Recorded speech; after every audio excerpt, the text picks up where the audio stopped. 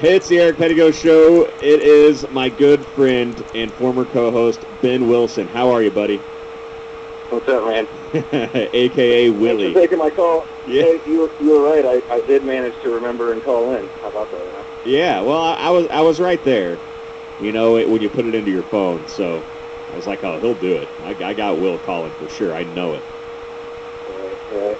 All right, so... I saw most of the show so far. Oh, have you? Oh, good deal. Thanks. I appreciate it. You should log into the chat room and talk to people. I'm considering that. Yeah. Okay. Yeah, still kicking that around. All right. Well, are you one of these guys, Will, who kind of feels like, well, Bears aren't in it, so I could really care less, but whatever, I'll make a pick anyway?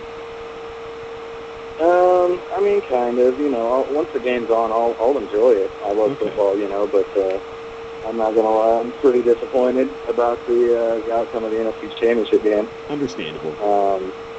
You know, I obviously full well knew the Packers could win the game, but I knew the Bears could too, and Aaron Rodgers couldn't score at all after the first couple drives. You know, after the first quarter. After Peppers lit him up, he didn't do anything. Yeah. Well, even before that, I mean, you know, the Packers went right down, scored. Yep. Pretty much got it back and scored again. You know, first quarter touchdowns, and then the only other score they ever got was that defensive touchdown. But anyway, obviously the Bears could never get anything going on offense, so that's a different story. But I am in a root for the Steelers. Wow. And I you know, that's not just like a do I want to win call. You know, I think it'll be a really good game, but when the Steelers get the Super Bowl, they win. Can't argue that. They have a pretty good track record of going to the Super Bowl and going home with the hardware. 6-1. Yeah, 6-1. They only lost in '94 when they had O'Neal O'Donnell. So. Oh wow. you get Bradshaw or Roethlisberger, and you get yourself another ring. Hey, so it looks like I said, hard to argue that. Are you one of these guys? Are you one of the Bears fans that was piling on Cutler for going out of that game? No, actually, I wasn't. You know, a sensible Bears fan. All the Bears games, you know, as you know, and go to most of them. And you know, he's gotten ripped this year, all year. I mean, he's been sacked more than anybody in the league. You know, and he's taking some real shots. He did have to sit out a game for concussion, but they make you sit that game out, you know. Yeah. And but anyway, every time he gets right back up, and you know, if he pulls something in his knee, he's not going to be able to come back and play. He tried.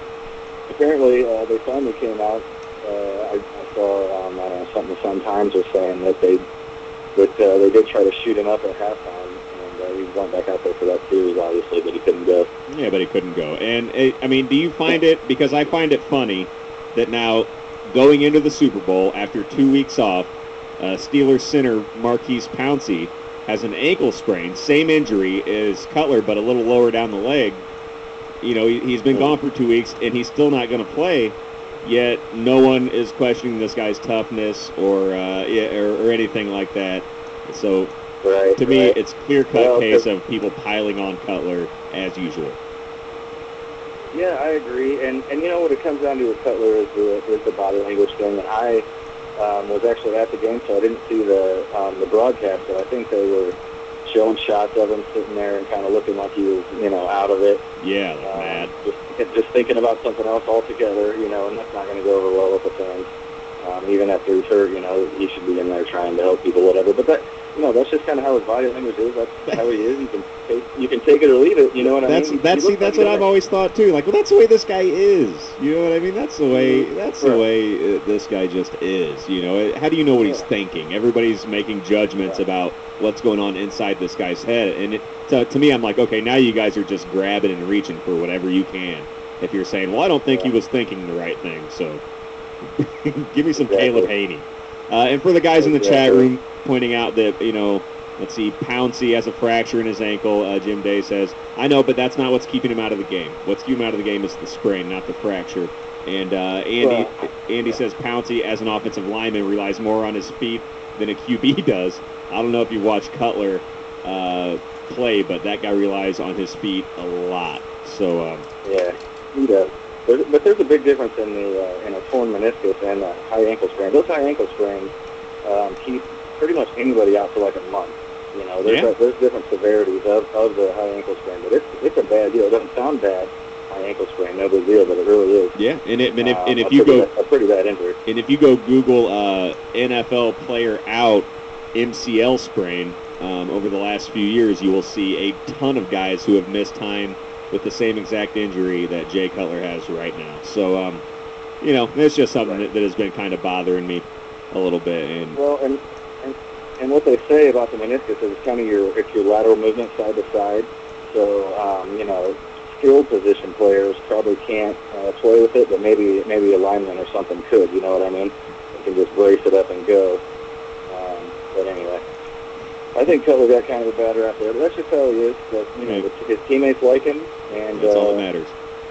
That really is all that matters. You know, I think he's a good guy. I know.